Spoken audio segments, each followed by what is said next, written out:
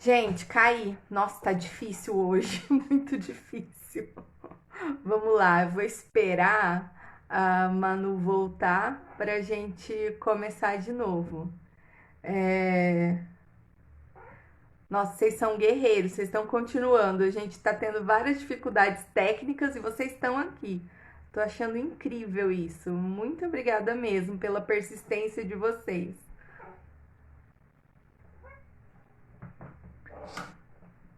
Esperar a Manu entrar pra gente conseguir falar com ela. Carol, olá, Jonathan, olá, Adriane, olá. Vamos lá, Manu entrou, eu vou chamá-la.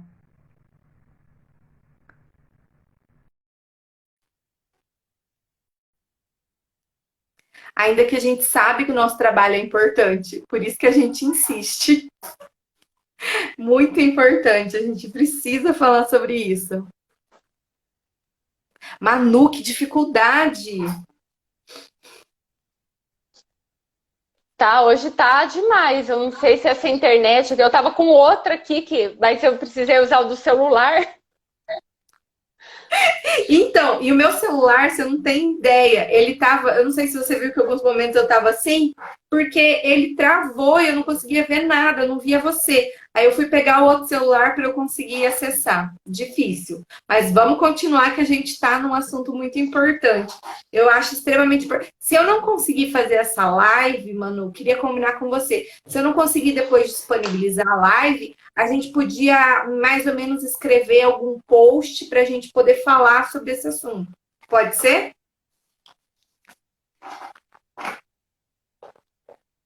Né? Tá, pode, Se tudo isso. pode. Nossa, a Isadora tá falando, hoje tá difícil mesmo. Tá impossível.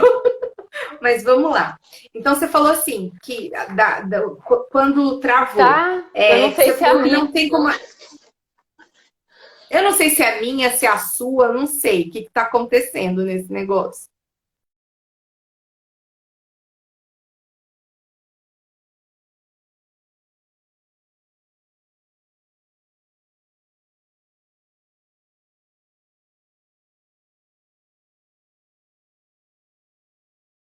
Podem ser beneficiados. Meu Deus. Manu, acho que voltou. Saiu. Eita, gente, que dificuldade.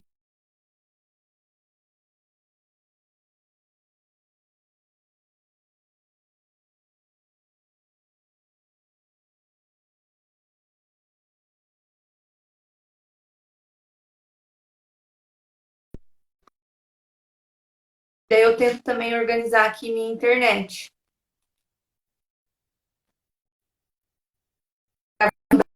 Ai, que belezinha. Não salva uma, Norico, aqui. Eu e a Manu. Tá difícil. Oi, Ju, tudo bom? Oi, Silmara, volta aí, viu? Que a gente vai falar daqui a pouquinho do seu assunto. Então a Manu estava falando que não são até 8 pessoas, que nem eu coloquei lá, tá vendo? Eu falando, podem ser até mais. Eu estava contando só a quantidade dos órgãos, dos maiores órgãos, pensando em osso de uma vez só, né? Mas acho que é importante a gente lembrar disso. Vamos lá, vamos lá. Enviar a solicitação.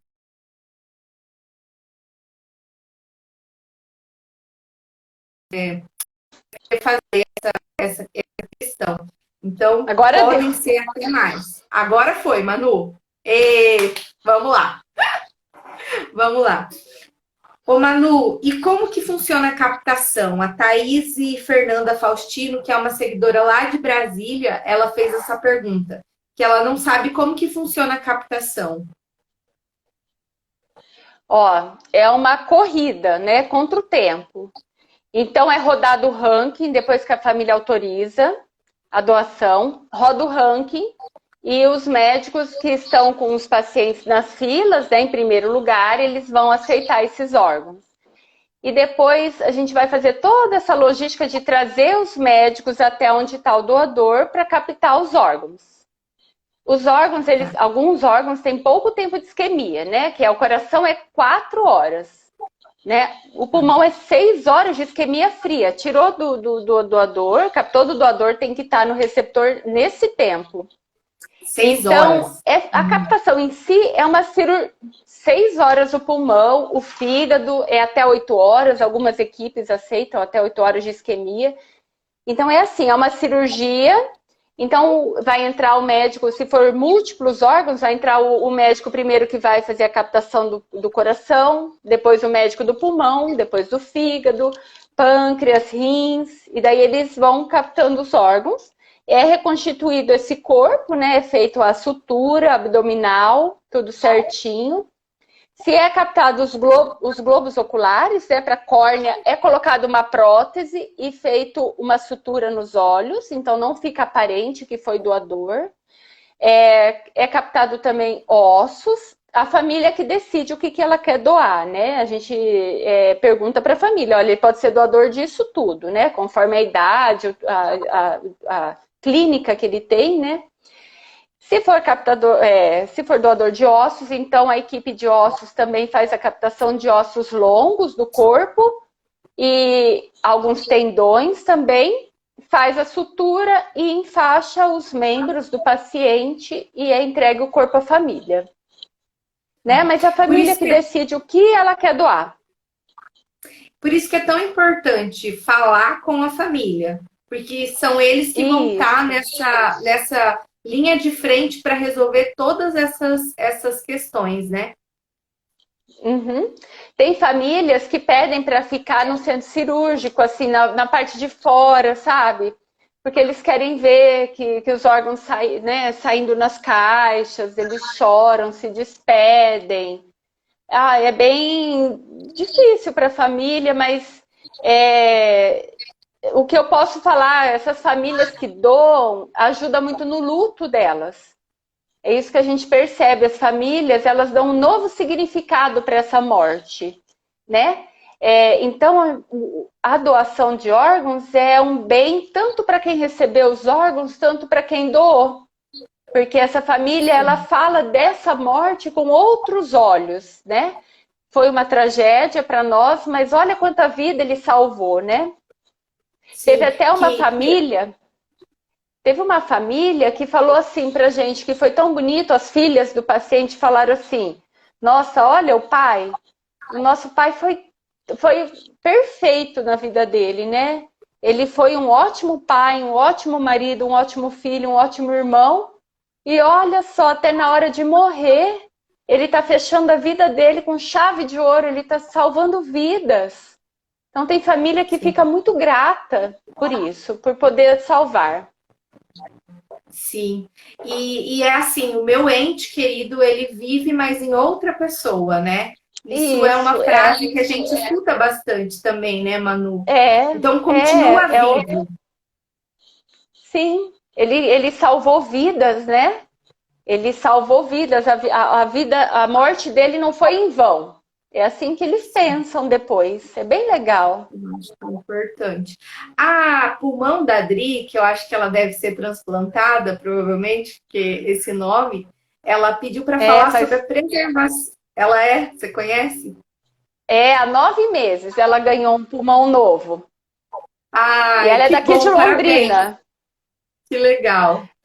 Ela pediu para a gente falar um pouquinho sobre a preservação do doador. Como que depois que descobre que é um potencial doador, o que precisa acontecer na UTI para preservar esse doador? Isso. A gente fala muito para os médicos, né? Manter o paciente, né? A manutenção. Então, manter uma pressão boa, no caso até do pulmão, né? Se ele é um potencial doador de pulmão, tomar cuidado com os parâmetros do respirador, né? Para deixar o mais fisiológico possível, né? O coração, ele é um órgão também que é bem sensível. Então, assim, se o paciente está com drogas vasoativas muito altas, né? Que fazem o coração bater e a pressão ficar normal. Às vezes os médicos colocam umas drogas vasoativas e não baixa, né? Não dá uma baixadinha na dose, o paciente já está estabilizando com isso. Aí prejudica o pulmão, o coração. E o sódio muito alto também prejudica o fígado. Então a gente tem que manter esse potencial doador o mais fisiológico possível, né? Para que os órgãos dele também sejam viáveis para os receptores. Para dar certo esse transplante, é a manutenção do potencial. Perfeito. Olha quem entrou aí, nossa mãe Ogli. Ogli Bach, que durante muito tempo coordenou a Ogli, que Obrigada, coordenou essa Ogli. OPO anos e anos, e Anos lutou anos. e levantou essa bandeira, né, da doação de órgãos, e com certeza é a nossa maior protagonista, que é ela que ergueu isso daqui, né? Essa é a grande verdade. Amo e admiro vocês. Acho que é ótimo. A gente também ama e admira você. É recíproco, Ogli. É recíproco. Manu, mais uma pergunta que eu queria te fazer. E o transplante aqui em Londrina, como que é feito? É feito aqui em Londrina? As equipes são disponíveis? Como que funciona? Isso. Aqui em Londrina, nós temos 2 centros transplantadores de órgãos sólidos, né? Que é a Santa Casa de Londrina, ela transplanta coração e rins. E o Evangélico, que transplanta rins. Fora isso, temos vários centros que transplantam pele, que é o HU, ossos, córneas, né? Então, são esses os transplantes que nós temos disponível aqui em Londrina. Fígado, a nossa referência é Maringá, Curitiba, né? Então, o Paraná, o único órgão que o Paraná não transplanta é o intestino. Tem transplante de intestino em São Paulo, né? Se um paciente daqui precisar, um paranense precisar, ele vai para São Paulo. Perfeito. Nossa, até intestino, não tinha ideia de que intestino também pode ser transplantado. Até intestino. Para você ver, gente, eu participo de uma parte do transplante, isso que eu estava conversando com a Manu. Eu não vejo nada do que acontece depois. Então, por exemplo, eu dou o diagnóstico, eu faço parte do diagnóstico de morte cefálica, eu nem sei como que funciona isso depois. E, na verdade, não é que eu não participo disso, então eu não vou poder, por exemplo, atestar uma morte cefálica porque eu quero beneficiar alguém, mas porque eu nem sei como que isso funciona. As equipes, Manu, elas são diferentes, né?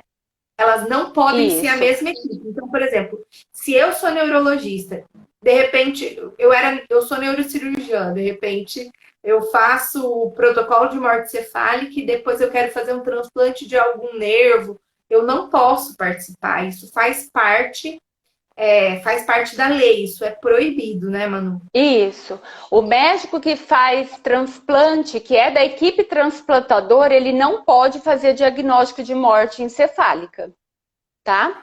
Então, e assim, até nós da OPO, nós só sabemos até onde são esses órgãos que vão ser captados. Eu não sei para quem que vão.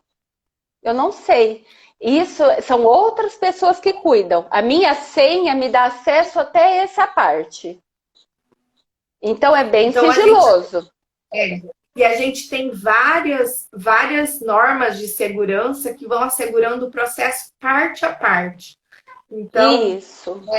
A gente tem um limite também. Então, isso é muito importante de vocês saberem. Isso é muito importante, acho que de todo mundo saber, para ver o quão seguro isso é.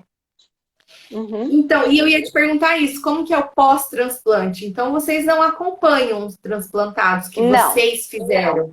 Não. Aqui nós temos os 2 centros transplantadores nossos, né, que tem os ambulatórios. Então, a gente só recebe o relatório, né, de como, porque o Paraná, ele cuida até do pós-transplante.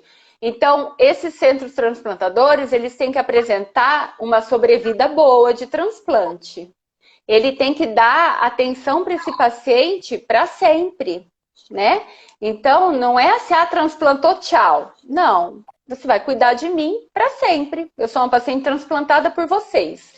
Então, isso a gente recebe, o relatório deles de sobrevida, dos exames que estão sendo realizados. É isso, mas eu não conheço. Os transplantados que a gente conhece é porque eles nos procuram. A Adri foi Tá. uma, ela sabe que a gente, né, participa disso por causa das redes sociais e ela procurou. E daí a gente já se encantou, mas não conheço ela pessoalmente ainda por causa dessa pandemia. Mas nós Sim. temos contato com os transplantados, porque assim, se a gente precisar um dia, né, de fazer campanha, eles vão, né?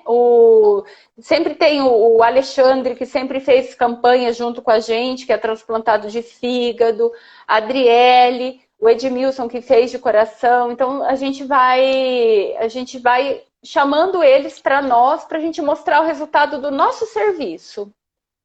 Sim, mas você não sabe, por exemplo, o pulmão da Adri que foi feito é de tal pessoa. Isso não tem como saber, né, Manu? Não, não tem. E assim também, ó, desde 2017, o decreto de 2017, ele proíbe, né, é sigiloso a família do doador conhecer o receptor e o receptor saber quem que é o doador. Tá? Isso é sigiloso. É fazer o bem sem olhar a quem, Sim, né? Por perfeito. isso que antes a Ogli sempre, que era a nossa coordenadora a Ogli, ela sempre promoveu assim, encontro entre as famílias doadoras e receptores, né? Porque assim, dá aquele agradecimento ali para todos, né? Porque às vezes a pessoa ela não consegue viver o luto dela, a família enlutada, se ela se apega como receptor. Às vezes é uma relação maravilhosa, mas nem sempre. Por isso que veio o decreto. E os Aí pacientes que proibido. são receptores, proibido. E os pacientes que são receptores, eles têm algumas fantasias com esses órgãos que vêm. Então, eles pensam assim, nossa, eu não gostava de música clássica e eu acordei depois do transplante amando Beethoven. Eles fantasiam. Quem era esse meu doador, né? Ele amava Beethoven. Ou ele fazia esse macarrão carbonara, que eu nunca fiz, nunca gostei. Então, para não ter essas fantasias, né? É seu coração agora. Agora é seu. É Você ganhou, seu. é seu. É É um seu. órgão, não é a pessoa que veio com você, né? É perfeito. A Silmar, ela perguntou assim: uma pergunta, no Paraná vocês também não têm o nome do paciente, que lauda só tem acesso ao código de barras, como em São Paulo? Não, Silmar, eu fiz o mesmo serviço que eu faço aqui no Paraná, eu fiz no estado de São Paulo também. E a gente tinha o nome do paciente. A gente tinha o nome do paciente, a gente tem a causa de morte. Às vezes, quando eu vou laudar, eu peço para me mandar uma imagem da tomografia para eu poder ver, para ver se aquilo que eu estou vendo faz sentido ou não faz sentido. Então, a gente tem todos os dados. A gente não tem acesso. Então, não é um código de barras. Já foi alguma vez, Manu? Não, não. Tem o Não. RGCT, que é o número dele no Sistema Nacional, né? Mas não, isso não é sigiloso, né? Para quem está fazendo. E nem para a equipe transplantadora. Ele sabe quem que é o doador, né? Quem não Sim, vai saber quem é o receptor. é o receptor. Uhum. E existem grupos de transplantados aqui em Londrina, né? Tem. Tem algum outro mais na região? Olha, que eu sei, né? Foi criado um grupo que é o Transplantei Daí, né? Que também foi uma ideia da OGLI, de alguns transplantados. E nesse grupo sobre leis, né? Sobre direitos que eles têm. Tem até uma pessoa que é advogada e ela é transplantada renal e ela ajuda bastante. Então tem alguns grupos. Eu não sei se tem alguma associação de transplantados. E nós temos um grupo também de doadores de vida, que a gente Legal. promovia encontro das pessoas que são doadoras, né? E toda a campanha Setembro Verde, eles participam com a gente. E é o que faz bem, né? Estar entre as pessoas que sofreram o mesmo luto que você e que doaram vida.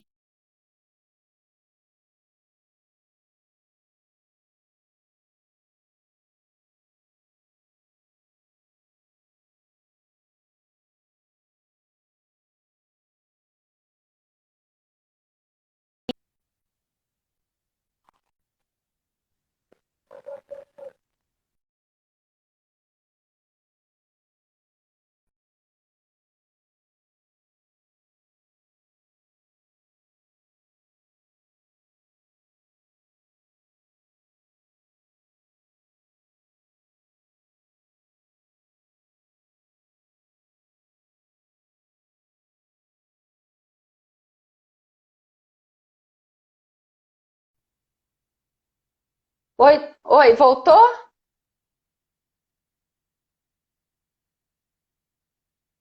Ô, meu santo. Eu assisti Vamos todas lá. as lives e não travou assim.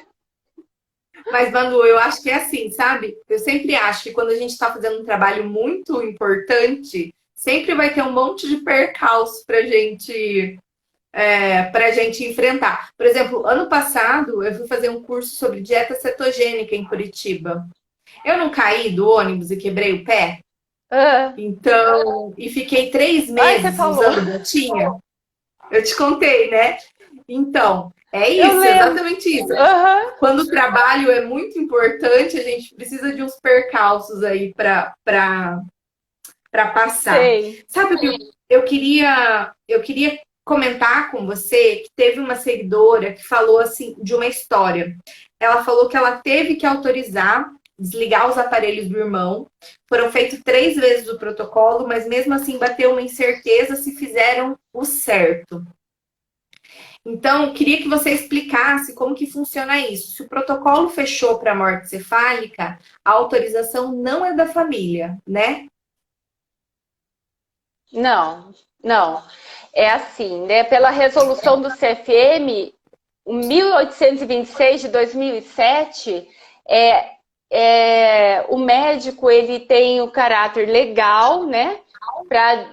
Pela lei, ele tem que desligar os aparelhos, né? E também teve uma sexta conferência em 2009, conferência de ética médica, e que isso também foi confirmado, né? Que é para desligar. A família não autoriza isso, desligamento, né? Isso é um ato médico.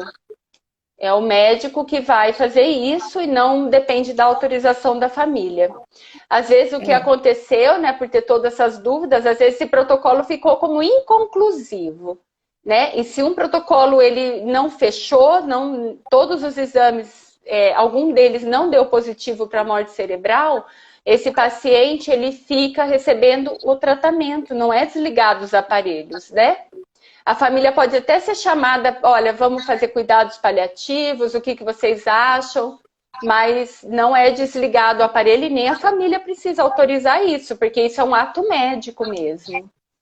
E eu acho importante a gente comentar isso, porque a família não precisa carregar essa culpa. Essa culpa não é da família, Não, né?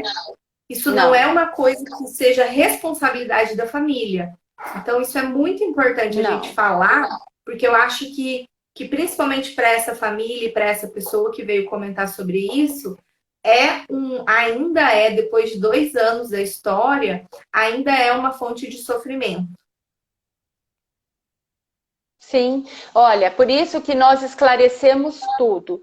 Se o Doppler, ou a arteriografia, ou o eletroencefalo ainda, né, deu fluxo, ou no caso deu um pouco de atividade ainda, a família é chamada e a gente explica, olha, esse exame, lembra esse exame que eu falei para você, que eu te expliquei? Ainda deu um pouco de fluxo. Ou ó, a doutora fez o exame e ainda deu um pouquinho de atividade. Então a gente vai repetir daqui 10 horas, amanhã. Então a família ela é protagonista de todo o protocolo. A gente vai informando.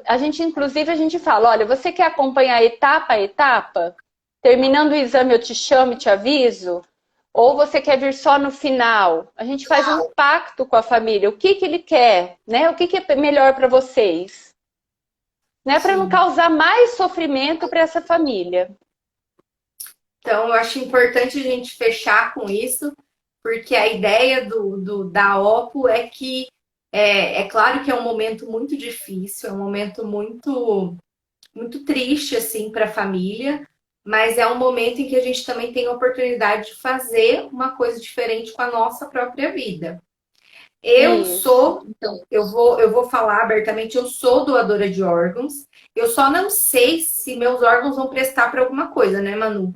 Eu já mexi em tudo aqui. Já mexi em perna, em osso, eu já mexi em fígado, eu já mexi em várias coisas.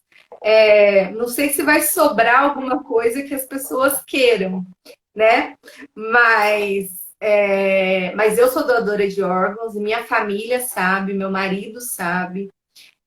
Não há dúvidas quanto a isso. Meu marido também é doador de órgãos, então eu sei. em algum momento, se eu precisar tomar essa decisão, eu vou saber qual que é a vontade dele. É muito importante, se Uhum. você tem essa vontade de você conversar com a sua família, para que ela saiba quais são as suas vontades. Eu lembro que a primeira vez que eu falei isso para minha mãe, Manu, minha mãe falou assim: pelo amor de Deus, vai ficar falando de morte. Como se morte fosse uma coisa que a gente não pudesse falar, como se eu estivesse chamando essa entidade para vir me buscar. E daí, não, na verdade não é essa, assim. A gente tem que saber que todo mundo vai morrer em algum momento da vida. Cada dia que a gente vive, a gente está mais próximo da nossa morte. E é muito importante a gente falar. Por exemplo, eu tenho alguns desejos de morte, por exemplo, sobre ser entubado, sobre ser dialisada, sobre ficar vivendo aparelho, quais são os meus desejos. Então, minha família sabe disso, é muito Uhum. importante, porque isso gera menos sofrimento para a família, né? Na hora da decisão, quem sabe já o que, que o outro queria, eles decidem com maior tranquilidade, né? A gente percebe que muitas famílias já sabem o que o outro queria. Então, eles já até falam antes, né? Olha, ele era doador de órgãos, ele falou isso. Tem muita gente que ainda tem esse receio de falar. É por isso que a nossa campanha é esse cartaz aqui que está atrás de mim, ó. Doação de órgãos, fale sobre isso, né? Fica Sim, mais fácil para a família decidir nesse momento. Eu também, eu já sim. me declarei doadora, né, de órgãos, já declarei se quero ou não cuidados paliativos, né, e se quero ser cremada ou não. Que dificuldade que a gente tem, né, de falar de uma coisa que a gente tem certeza que um dia vai acontecer, né? Eu É que eu tenho mais trabalho aqui, certeza então eu já para a gente. acostumei a falar disso. Sim, é. Para mim é mais certeza de que eu vou morrer do que se eu vou almoçar amanhã. É mais certo isso. Sim, Morrer eu tenho certeza que eu vou, em é, algum momento. Agora, se eu vou conseguir almoçar amanhã, não sei, não tenho certeza de nada. a gente já não Então, sabe. É não verdade. sabemos de nada. Então, eu acho que isso é uma mensagem muito importante.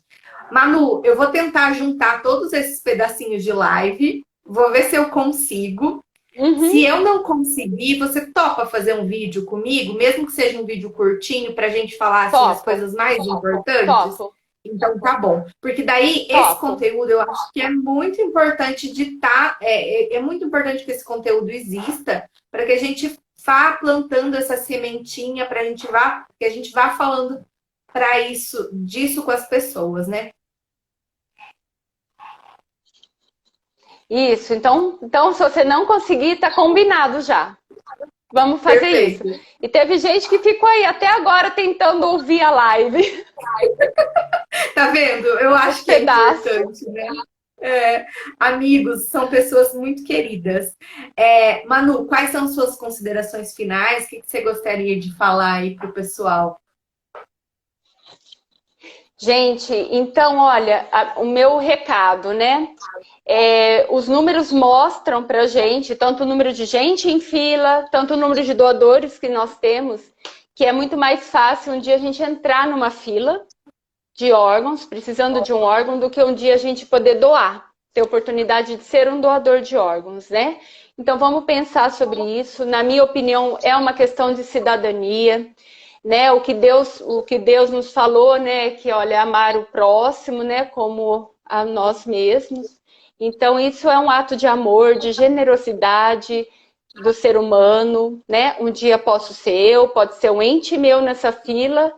E vamos pensar com carinho sobre isso, né? Um dia pode ser a gente. As pessoas que estão na fila não são pessoas que pediram para estar lá. De uma hora para outra, eles se viram nessa fila. Eles ficaram doentes e precisando de uma peça de reposição, né? Que infelizmente não tem uma impressora 3D que faça isso ainda.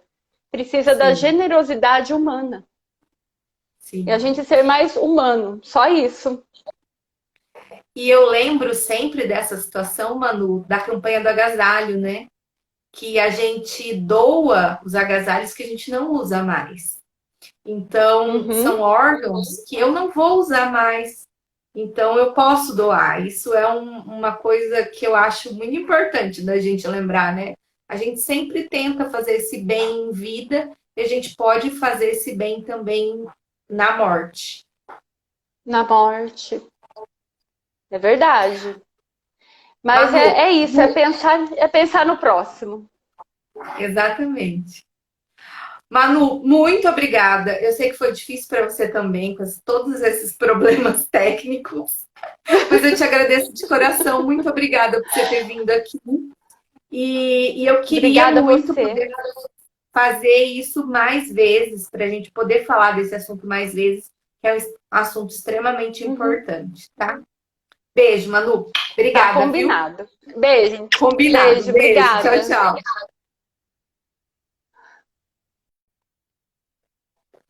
Gente, queria agradecer vocês. Desculpa todo esse problema técnico. Tem dias que não adianta, a gente faz tudo e não adianta, tem esses intempéries. Queria agradecer o pessoal da OPPO, Bruna, Noriko, a Fran, a Rose, o Melancia, o Luiz, todas as pessoas que trabalham lá, a Ogli, que foi nossa mãe durante muito tempo, ensinou muito pra gente. E falar que vamos tentar ver se essa live eu vou conseguir colocar ela, publicar, mas se eu não conseguir, a gente faz o vídeo e eu falo com a Manu e a gente publica esse vídeo para vocês terem todas as informações juntinhas para até vocês poderem divulgar e compartilhar, tá? Semana que vem a gente vai estar aqui com o Dr. José Guilherme. Ele é neurologista, especialista em doença de Alzheimer e doença de Parkinson, distúrbios de movimento. E ele trabalha em Goiânia. Olha que legal, os meus amigos virtuais vão vir aqui para a gente poder fazer uma live super bacana para vocês, tá bom? Um beijo, até semana que vem. Tchau. Beijo, Ogli. Tchau.